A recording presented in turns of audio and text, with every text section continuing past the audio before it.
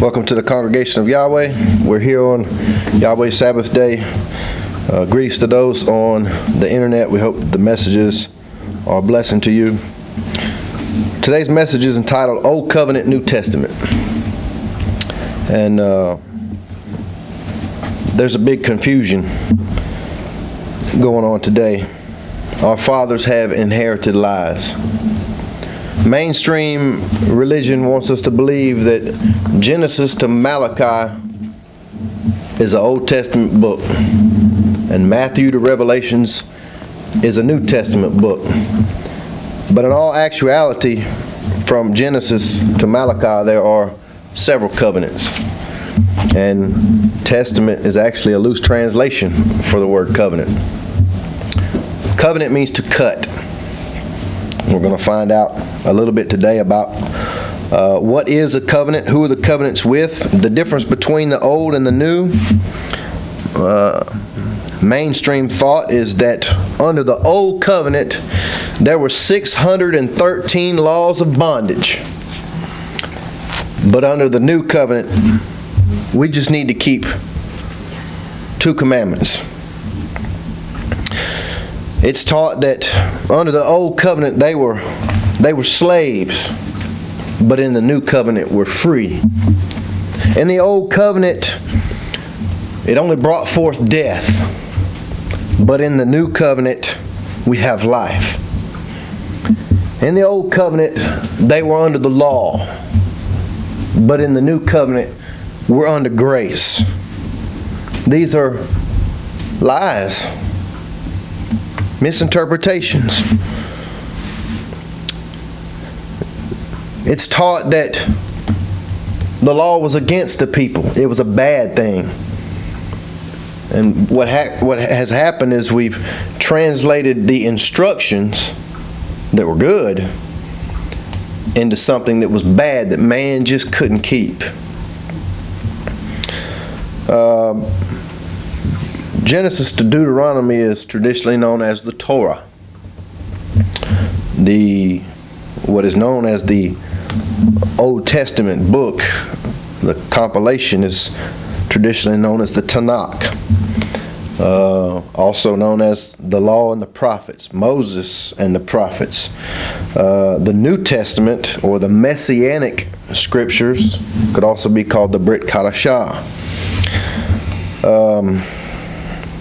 I want to go back to Genesis chapter 6, and we're just going to go through the scriptures and discuss a few things about covenants and try to find out what the difference was between old and new, or actually, where did old and new come from?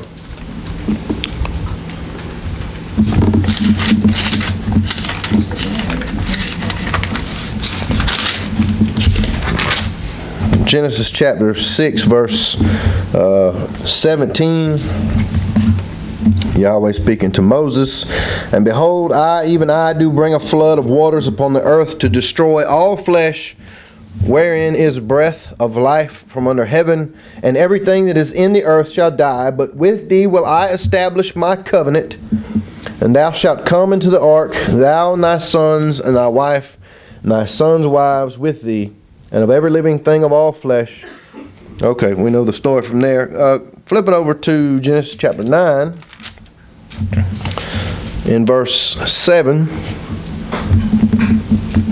"And you, be you fruitful and multiply, bring forth abundantly in the earth, and multiply therein. And Elohim spake unto Noah and to his sons with him, saying, And behold, I establish my covenant with you, and with your seed after you, and with every living creature that is with you, of the fowl, of the cattle, of every beast of the earth with you, from all that go out of the ark, to every beast of the earth. And I will establish my covenant with you.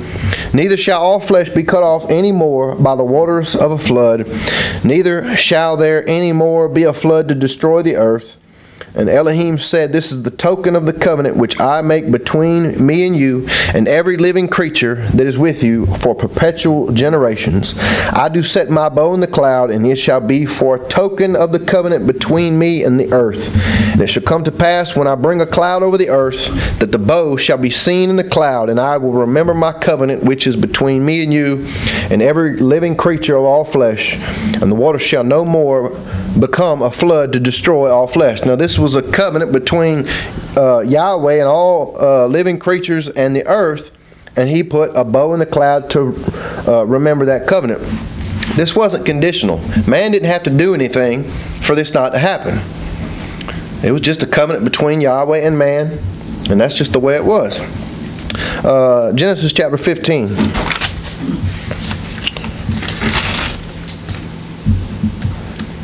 Verse 1. After these things, the word of Yahweh came unto Abram in a vision, saying, Fear not, Abram, I am thy shield and thy exceedingly great reward. And Abram said, Sovereign Yahweh, what wilt thou give me, seeing I go childless? And the steward of my house is Eleazar of Damascus. And Abram said, Behold, to me thou hast given no seed, and lo, one born in my house is mine heir. And behold, the word of Yahweh came unto me, saying, This shall not be thine heir, but he that shall come forth out of thine own bowels shall be thine heir. And he brought him forth abroad, and said, Look now toward heaven, and tell the stars, if thou be able to number them. And he said unto him, So shall thy seed be. And he believed in Yahweh, and he counted it to him for righteousness. And he said unto him, I am Yahweh that brought thee out of Ur of the Chaldees to give thee this land to inherit it. And he said, Sovereign Yahweh, whereby shall I know that I shall inherit it? And he said unto him, Take me a heifer of 3 years old, and a she-goat of 3 years old, and a ram of 3 years old, and a turtle dove, and a young pigeon. And he took unto him all these, and divided them in the midst, and laid each piece one against another, but the birds divided he not. And when the fowls came down upon the carcasses, Abraham drove them away. And when the sun was going down, a deep sleep fell upon Abram, and lo, an horror of great darkness fell upon him. And he said unto Abram, Know of a surety that thy seed shall be a stranger in the land that is not theirs, and shall serve them, and they shall afflict them 400 years. And also that nation whom they shall serve will I judge, and afterwards shall they come out with great substance. And thou shalt go to thy fathers in peace. Thou shalt be buried in a good old age. But in the 4th generation shall they come hither again, for the iniquity of the Amorite is not yet full. And it came to pass that when the sun went down, and it was dark, behold, a smoking furnace and a burning lamp that passed between those pieces. In the same day Yahweh made a covenant with Abram, saying, Unto thy seed have I given this land from the river of Egypt unto the great river, the river of Euphrates. Now, it's believed that the ancients would divide an animal and walk between the pieces, and they would say, if either one of us break this covenant, let us be like this animal that was flayed in two. And it's a lot of people put emphasis on the fact that only Yahweh walked in between the pieces, but I won't go into that.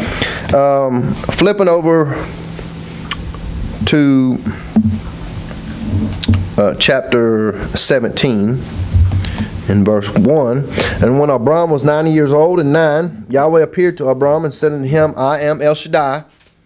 Walk before me and be thou perfect. He's asking him something there. Walk before me and be thou perfect, and I will make my covenant between me and thee, and will multiply thee exceedingly. And Abram fell on his face, and Elohim talked with him, saying, As for me, behold, my covenant is with thee, and thou shalt be a father of many nations. There's a teaching out there that the covenants are in a cycle, or they add on to each other. I do believe that there is a connection between the covenants, but that's not what I'm going to emphasize today. What I'm trying to emphasize is the difference between the thought of old and new.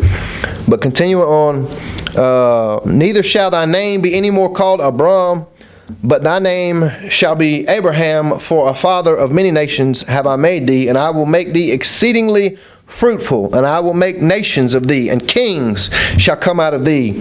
And I will establish my covenant between me and thee and thy seed after thee in their generations for an everlasting covenant, to be an Elohim unto thee and to thy seed after thee. And I will give unto thee and to thy seed after thee the land wherein thou art a stranger, all the land of Canaan, for an everlasting possession, and I will be their Elohim.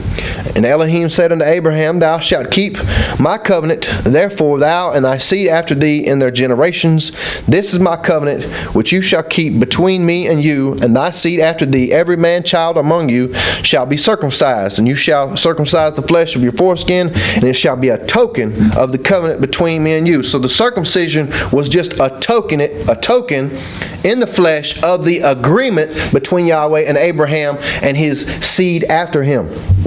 And let me go down to verse 19.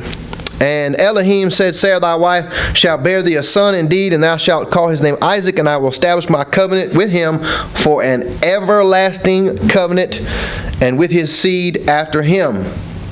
Now, just based on that one verse alone, there is an everlasting covenant. And then the mind, the mainstream religions of the world, anything before the book of Matthew is just old to them. That's all done away with. But we're going to disprove that thought today. Genesis chapter 21.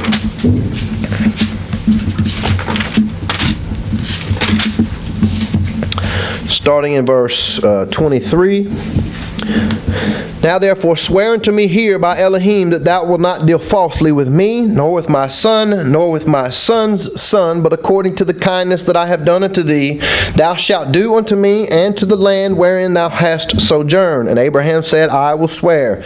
And Abraham reproved Abimelech because of the well of water which Abimelech's servants had violently taken away. And Abimelech said, I know not who hath done this thing, neither did thou tell me, neither yet heard I of it but today. And Abraham took sheep and oxen and gave them to Abimelech, and both of them made a covenant. And Abraham set 7 ewe lambs of the flock by themselves. And Abimelech said unto Abraham, What mean these 7 ewe lambs which thou hast set by themselves? And he said, For these 7 ewe lambs shalt thou take of my hand, that they may be a witness unto me that I have digged this well. Wherefore he called the place Beersheba, because there they swear both of them. Thus they made a covenant at Beersheba. The reason I pulled this story out is the covenant was just an agreement between two parties. Chapter 26, Genesis 26.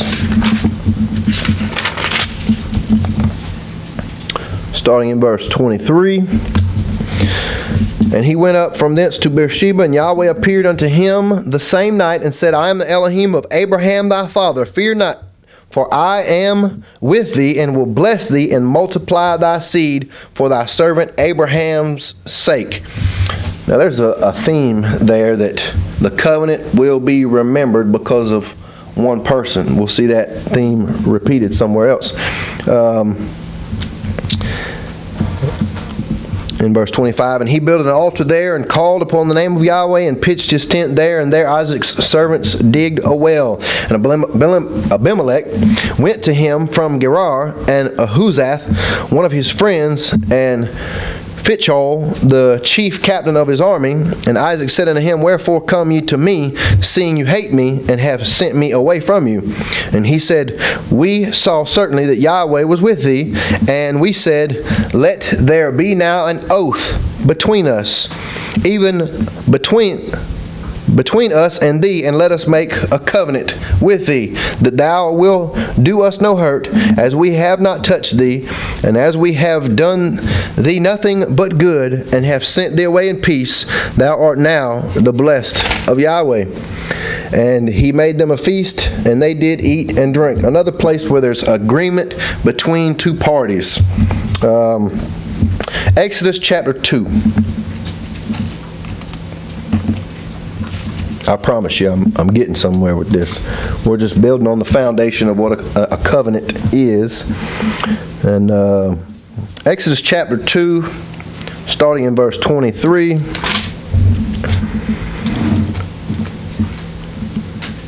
Wait a minute.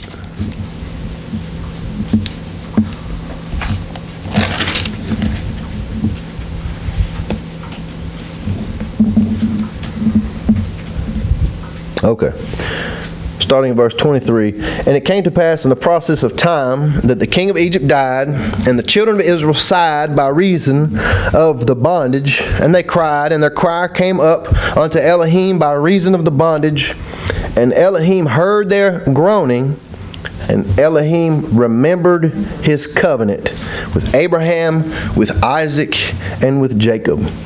And Elohim looked upon the children of Israel, and Elohim had respect unto them. So hundreds of years later, after this covenant that was made with Abraham and passed down to his son Isaac and then Jacob, their descendants, their seed is in bondage. They're in slavery, and they are crying in their slavery. He heard their cry, and he remembered that covenant. Flipping over to chapter 6 in Exodus. Starting in verse 1, and Yahweh said unto Moses, Now shalt thou see what I will do to Pharaoh, for with a strong hand shall he let them go, and with a strong hand shall he drive them out of his land. And Elohim spake unto Moses and said unto him, I am Yahweh, and I appeared unto Abraham, unto Isaac, and unto Jacob by the name of El Shaddai, but by my name Yahweh was I not known to them. And I have also established my covenant with them to give them the land of Canaan, the land of their pilgrimage, wherein they were strangers. And I have also heard the groaning of the children of Israel, whom the Egyptians keep in bondage, and I have remembered my covenant. Wherefore say unto the children of Israel, I am Yahweh, and I will bring you out from under the burdens of the Egyptians, and I will rid you out of their bondage, and I will redeem you with a stretched out arm and with great judgments. And I will take you to me for a people, and I will be to you an Elohim. And you shall know that I am Yahweh your Elohim, which brings you out from under the burdens of Egypt. And I will bring you into the land concerning that which I swear to give it to Abraham, to Isaac, and to Jacob, and I will give it to you for a heritage. I am Yahweh. Now, I'm going to go over here to Jeremiah chapter 31, and this is where we get the old and new mentality. Jeremiah chapter 31, starting in verse 1, it says, Behold, the days come, saith Yahweh, that I will make a new covenant with the house of Israel and with the house of Judah, not according to the covenant that I made with their fathers in the day that I took them by the hand to bring them out of the land of Egypt, which my covenant they broke.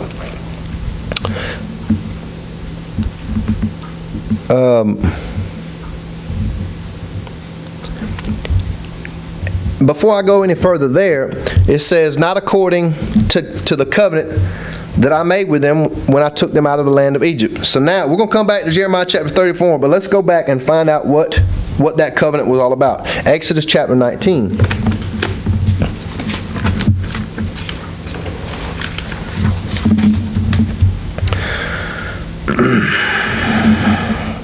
So, if we want to know the difference between the old and the new, all we need is a few details of what was going on. And, well, he says, I'm going to make a new covenant, not according to the covenant the day that I took them out of the land of Egypt. So we're going to extract some comparisons. And the old had nothing to do with the rainbow back there in the story of Noah. But apparently the contrast between old and new is whatever happened when they came out of Egypt and whatever this new thing is going to be about. But in Exodus chapter 19, starting in verse 3, And Moses went up unto Elohim, and Yahweh called unto him out of the mountain, saying, Thus shalt thou say to the house of Jacob, and tell the children of Israel, You have seen what I did unto the Egyptians, and how I bare you on eagle's wings, and brought you unto myself.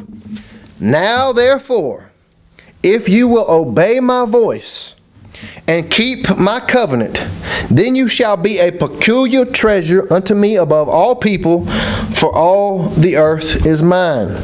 Obeying his voice, keeping his agreement, then you will be a peculiar treasure. And he goes on, and you shall be unto me a kingdom of priests and a holy nation. These are the words which thou shalt speak unto the children of Israel. And Moses came and called for the elders of the people, and laid before their faces all these words which Yahweh commanded him. And all the people answered together and said, all that Yahweh hath spoken we will do. And Moses returned the words of the people unto Yahweh. Now that's interesting. Before the words, the commandments were actually put down, they said, we'll do it. Whatever he says, we're going to do it. Well, after a miraculous deliverance from Egypt, I'd probably say the same thing. I'll do whatever he tells me to, because I just saw what he did back there. And that's the reason he did it. He brought them out with power to make his name great, to manifest his power. But continuing on, all the people answered together and said, all that Yahweh hath spoken, we will do. Moses returned the words of the people to Yahweh. So he goes through a list of things to prepare themselves for what's about to happen. Sanctification. In chapter 20, he speaks the Ten Commandments. And then after the Ten Commandments in verse 18, and all the people saw the thunderings and the lightnings and the noise of the trumpet and the mountains smoking. And when the people saw it, they removed and stood afar off. And they said unto Moses, speak thou with us, and we will hear. But let not Elohim speak with us, lest we die. So the only words that they actually heard were the Ten Commandments. And then they said, anything else he's got to say, let him tell you, Moses, and then you can just relay the message to us. Over there, I believe it's in Hebrews, it said the reason they didn't want to hear is because they couldn't bear what was commanded.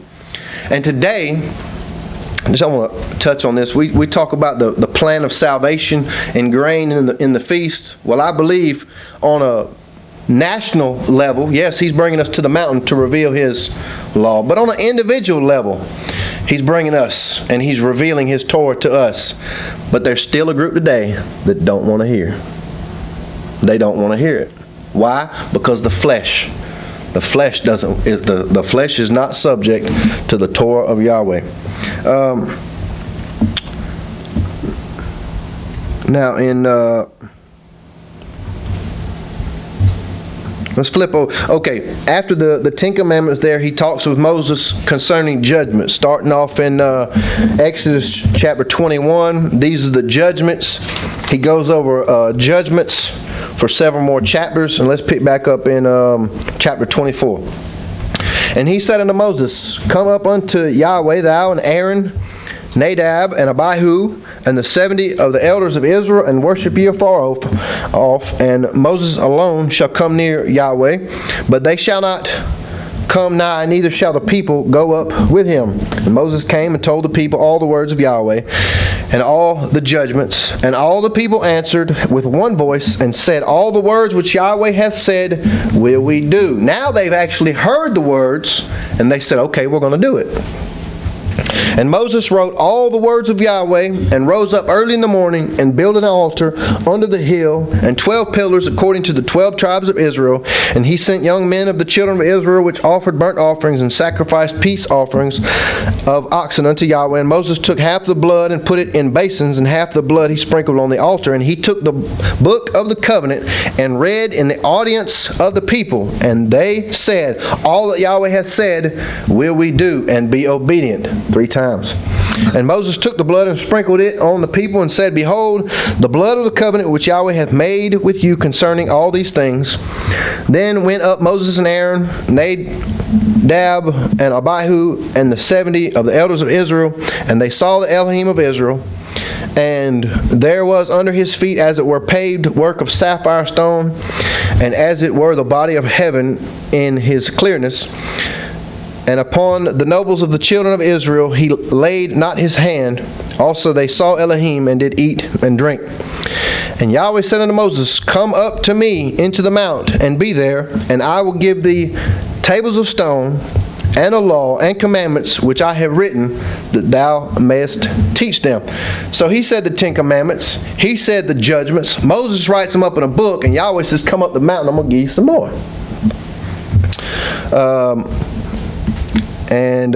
One second. Let's see here. Let's go over to Deuteronomy, which is a repetition of the story, and we'll pull out some more details. And then we're going to compare that with the new. Deuteronomy chapter 4, verse 2.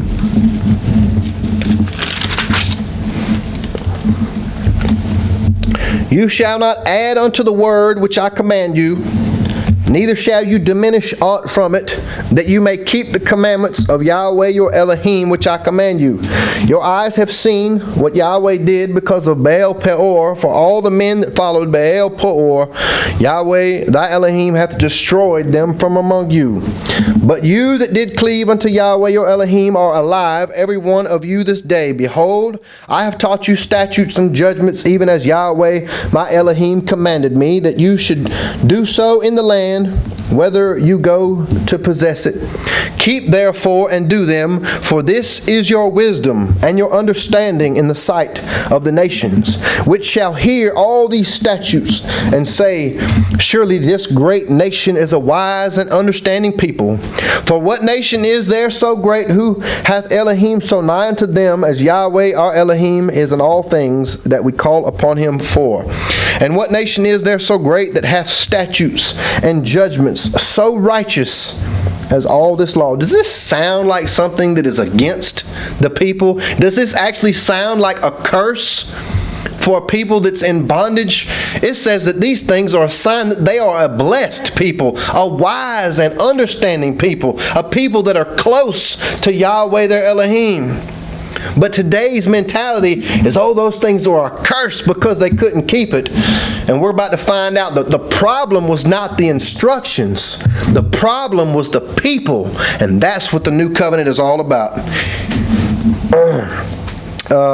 Continuing on in verse 9, only take heed to thyself and keep thy soul diligently, lest thou forget the things which thine eyes have seen, and lest they depart from thy heart all the days of thy life, but teach them thy sons and thy sons' sons, especially the day that thou stoodest before Yahweh thy Elohim in Horeb, when Yahweh said unto me, gather me the people together, and I will make them hear my words, that they may learn to fear me all the days that they shall live upon the earth, and that they may teach their children.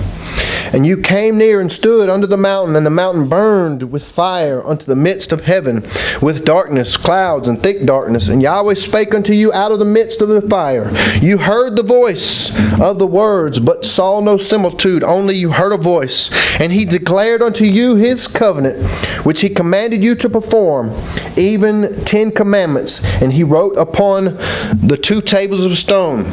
So he commanded you to perform an agreement.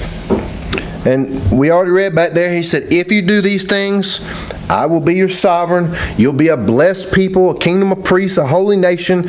And it depended on them doing those things. If they wanted him to be their sovereign, and they wanted to be his people, all they needed to do was obey.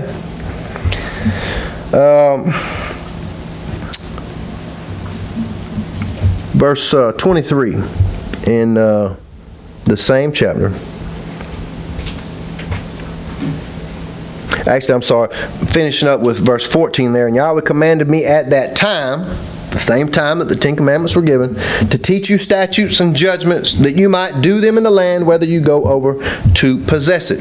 Now I want to flip over to 23. Verse 23. Take heed unto yourselves, lest you forget the covenant of Yahweh your Elohim, which he made with you, and make you a graven image or the likeness of anything which Yahweh the Elohim hath forbidden thee. We'll find that anything past the 10 commandments is commentary on the 10 commandments. It's further instructions of understanding what the 10 commandments were all about. That's why he said on these 2 hang all the law and the prophets. The first few commandments deal with loving Yahweh, and the rest of them loving thy neighbor. And all the 2 are commentary on those 2. in verse, I'm going to continue on from there in verse 24. For Yahweh thy Elohim is a consuming fire, even a jealous El. When thou shalt beget children and children's children, and you shall have remained long in the land, and shall corrupt yourselves, and make a graven image, or the likeness of anything, and shall do evil in the sight of Yahweh thy Elohim, to provoke him to anger, I call heaven and earth to witness against you this day, that you shall soon utterly perish from off the land whereunto you go over Jordan to possess it. You shall not prolong your days, but shall utterly be destroyed. And Yahweh shall scatter you among the nations, and you shall be left few in number amongst the heathen, whither Yahweh shall lead you. And there you shall serve Elohim, work of men's hands, wood and stone, which neither see, nor hear, nor eat, nor smell.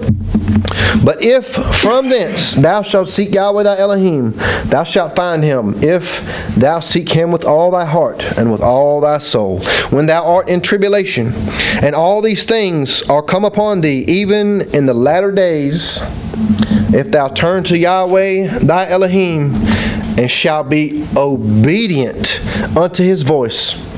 For Yahweh thy Elohim is a merciful El. He will not forsake thee, neither destroy thee, nor forget the covenant of thy fathers, which he sware unto them. Look at verse 40 real quick. Thou shalt keep therefore his statutes and his commandments, which I command thee this day, that it may go well with thee, and with thy children after thee, and that thou mayest prolong thy days upon the earth. Does that sound like something against the people? That it may go well with thee, and with your children after thee, and that you may prolong your days? That sounds like a good thing. Deuteronomy chapter 5, starting in verse 1.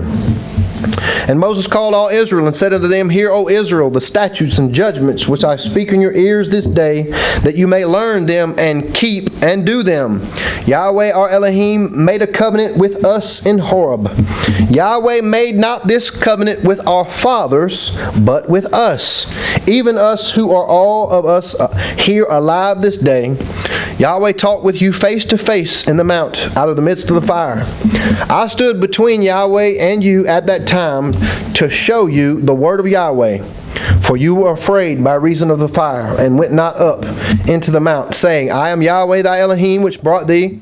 And here we see a repeat of the Ten Commandments. And look at verse 27.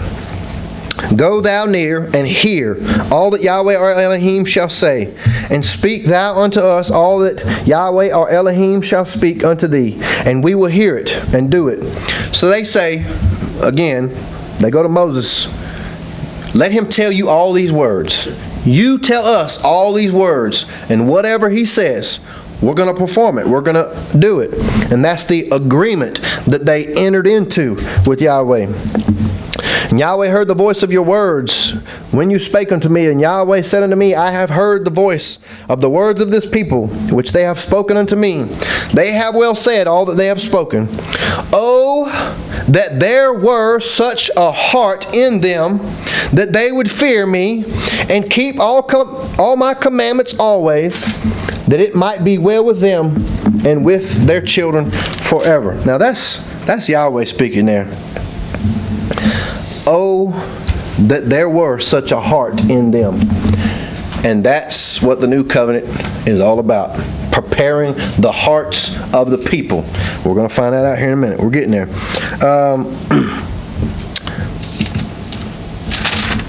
Continuing on. Go say to them, Go you into your tents, but as for me, stand thou here by me, and I will speak unto thee all the commandments and the statutes and the judgments which thou shalt teach them, that they may do them in the land which I give them to possess it. You shall observe to do therefore as Yahweh your Elohim hath commanded you.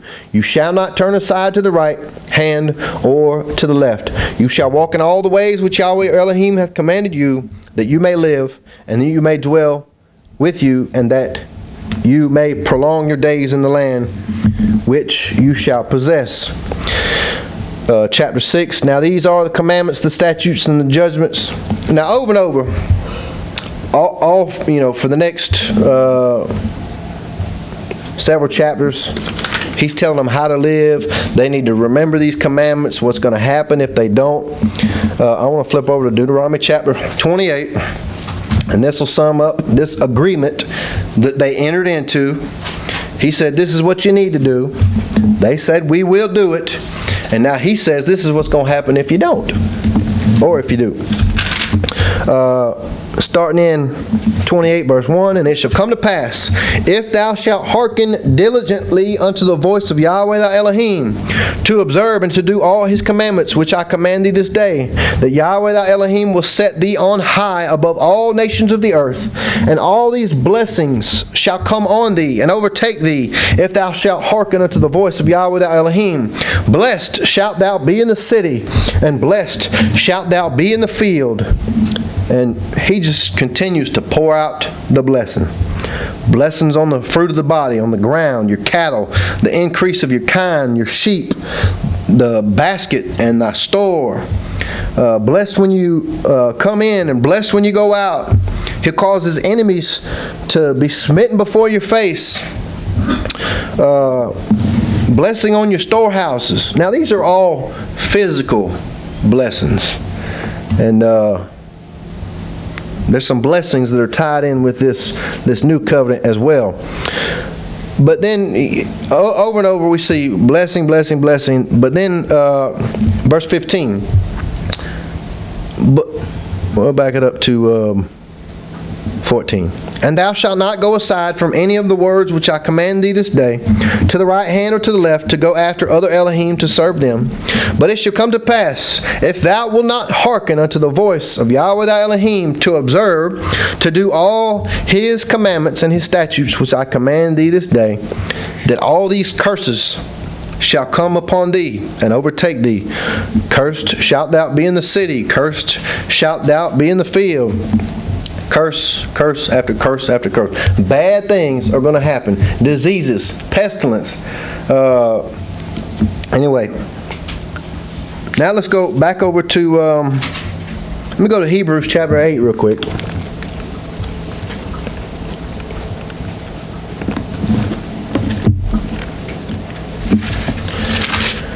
Hebrews chapter 8. Some people have a problem with Hebrews. I think there's a lot of things in Hebrews that we can learn from, and I'm not going to pick a bone at a couple words here and there, but this is the main compilation here where we get old and new, and some people have a problem with doing away with the old and what that actually means. But chapter 8 verse 6, but now hath he obtained a more excellent ministry, by how much also he is the mediator of a better covenant, which was established upon better promises. Now we read some of the things to do with the old agreement, the old covenant. If they did these things, they would be blessed beyond measure. But this says better promises. The new covenant brings eternal promises. For if that first covenant had been faultless, then should no place have been sought for the second. Well, what was wrong with the first? Next verse. For finding fault with them was the people. The problem with the old covenant was the people. So he goes on to say, behold, the days to come, saith Yahweh, when I'll make a new covenant. He's quoting from Jeremiah. And in summing it up in verse 13, in that he saith, a new covenant, he hath made the first old. Now that which decays and waxen old is ready to vanish away. Now, what I want to emphasize here is the Torah was not the old covenant. The agreement that they made was the old covenant. The Torah didn't change. What's changing from the old to the new is the people. Now let's go back to Jeremiah real quick. Jeremiah chapter 31.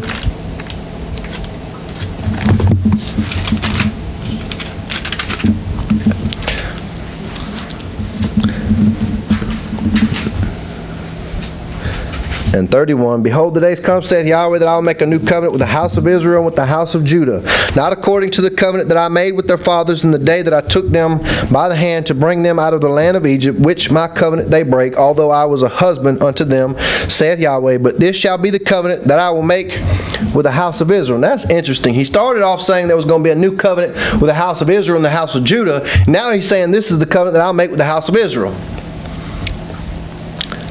I think the reason that's here is when the new covenant is fully realized, Israel will be one again.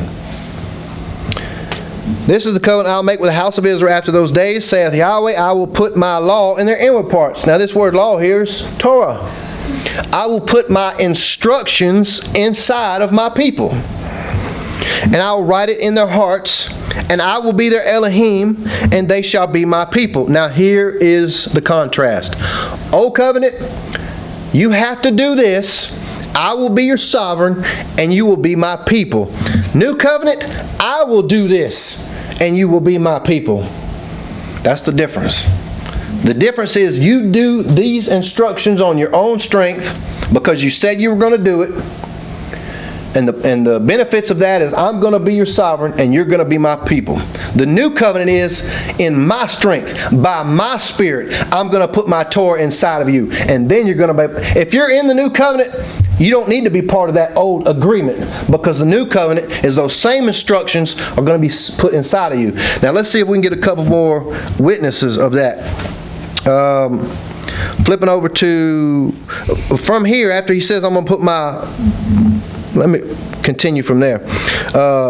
This shall be the new covenant that I will make with the house of Israel after those days, saith Yahweh. I'll put my law in their inward parts and write it in their hearts, and will be their Elohim, and they shall be my people.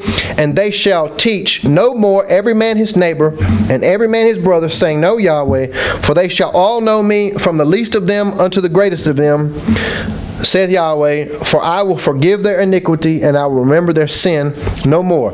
Then he goes on to say in the rest of the verses that Israel will never cease from being a nation. Jeremiah chapter 32, verse 36. And now therefore thus saith Yahweh, the Elohim of Israel, concerning this city, whereof you say it shall be delivered unto the hand of the king of Babylon, by the sword, and by the famine, and by the pestilence. Behold, I will gather them out of all countries, whither I have driven them, in mine anger, and in my fury, and in great wrath. And I will bring them again into this place, and I will cause them to dwell safely, and they shall be my people, and I will be their Elohim. And I will give them one heart and one way. I wonder what that one way is. It's the same way that he puts into their hearts, and that they may fear me forever, for the good of them and of their children after them. And I will make an everlasting covenant with them, that I will not turn away from them to do them good, but I will put my fear in their hearts, and they shall not depart from me.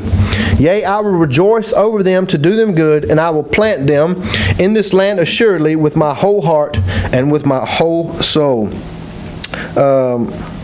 Chapter 50, Jeremiah chapter 50.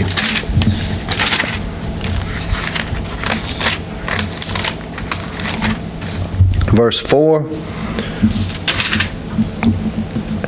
In those days and in that time, saith Yahweh, the children of Israel shall come, they and the children of Judah together, going and weeping. They shall go and seek Yahweh their Elohim.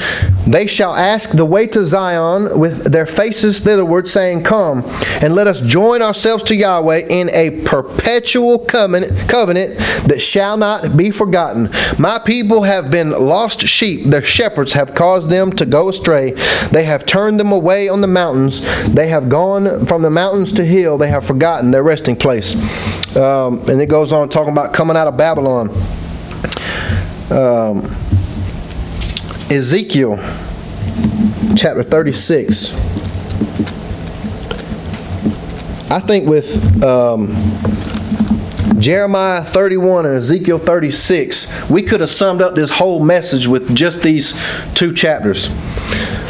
But in Ezekiel 36 verse 17, Son of man, when the house of Israel dwelt in their own land, they defiled it by their own way and by their doings. Their way was before me as the uncleanness of a removed woman. Wherefore I poured my fury upon them for the blood that they had shed upon the land, and for their idols wherewith they had polluted it.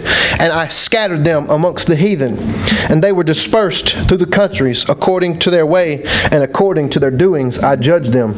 And when they entered into the heathen, whither they went, they profaned my holy name. Why? Because they didn't take that Torah with them. When they said to them, these are the people of Yahweh, and are gone forth out of his land, but I had pity for mine holy name, which the house of Israel had profaned amongst the heathen, whither they went. Therefore, say unto the house of Israel, thus saith the sovereign Yahweh, I do not this for your sakes, O house of Israel, but for my holy name's sake, which you have profaned amongst the heathen, whither you went. And I will sanctify my great name, which was profaned amongst the heathen, whether you have profaned in the midst of them. And the heathen shall know that I am Yahweh, saith the sovereign Yahweh, when I shall be sanctified in you before their eyes. For I will take you out from amongst the heathen, and gather you out of all countries, and will bring you into your own land. Then will I sprinkle clean water upon you, and you shall be clean from all your filthiness, and from all your idols will I cleanse you. That sounds like, and their sin I will remember no more. And a new heart also will I give you, and a new spirit will I put within you. And I will take away the stony heart out of your flesh, and I will give you a heart of flesh. And I will put my spirit within you, and cause you to walk in my statutes, and you shall keep my judgments and do them. That sounds exactly like him putting his law in their inward parts and writing it in their hearts. So that makes, in the New Testament, when it talks about, or the New Testament, the Brit Kadashah, the Messianic Scriptures, not to continue repeating the error, but it talks about the Spirit of truth that will guide you into the truth, that will teach you all things, that will bring all things to your remembrance. It's starting to make sense now. This is the Spirit he was talking about. That Spirit that puts the Torah in the inward parts. In Isaiah chapter 59, let me flip back there real quick.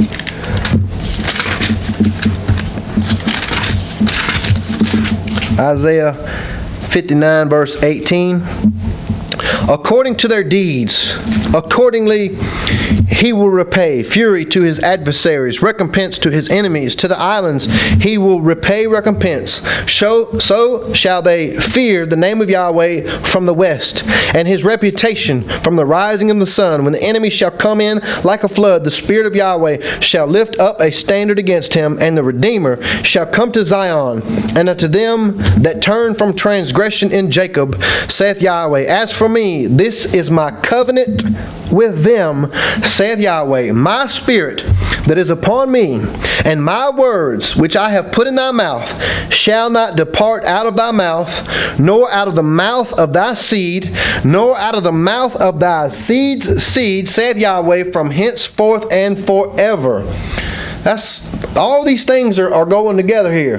He's putting his word inside of his people. He's putting his Spirit inside of his people. He's putting his Torah inside of his people, and his word will not depart from their mouth forever. That sounds like a new covenant. But today, people who claim to be in the new covenant reject the Torah. They reject the instructions. So when we hear verses like, if you love me, keep my commandments. This is the evidence. Hereby we know that we love Yahweh when they keep his commandments, and his commandments are not grievous. Why are his commandments not grievous? Because the Spirit has put it inside of the people. A heart to love him, to crave his word, a desire to obey.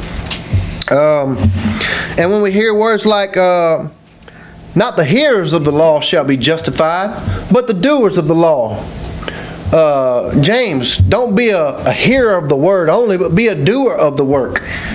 And then the things that confuse the people, oh, we're not under the law, we're under grace. Well, go in there and find out what it means to not be under the law. Romans chapter 6, 7, and 8, but not going to get into right now because it's pretty extensive. But not being under the law is the part of you that broke it is dead.